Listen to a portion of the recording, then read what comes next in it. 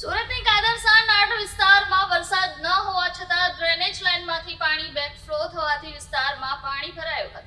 આ પરિસ્થિતિ ત્યારે વધુ ગંભીર બની જ્યારે પાણી નિકાલ માટે મૂકેલા 4માંથી 2 મશીન બંધ કરવામાં આવતા પાણી ભરાયું હતું. સ્થાનિક રહીશોએ જણાવ્યું હતું કે ડ્રેનેજ લાઇનમાં પાણીનું પ્રમાણ વધુ હોવાથી બેકફ્લો થયો હતો, જેથી નીચાણવાળા વિસ્તારમાં પાણી ભરાઈ ગયું હતું. આ પરિસ્થિતિનો સામનો કરવા મ્યુનિસિપલ કોર્પોરેશન દ્વારા 4 મશીન લગાવવામાં આવ્યા હતા, પરંતુ 2 મશીન અકસ્માત બંધ થવાથી પાણીનો નિકાલ યોગ્ય રીતે થઈ શક્યો નહીં.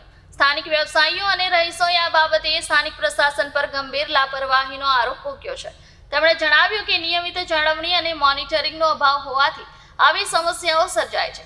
સુરત મ્યુનિસિપલ કોર્પોરેશનના અધિકારીઓએ જણાવ્યું છે કે ડ્રેનેજ લાઇનમાં કોઈ અવરોધને કારણે પાણી બેકફ્લો થયું હતું, જેને દૂર કરવામાં આવ્યું છે.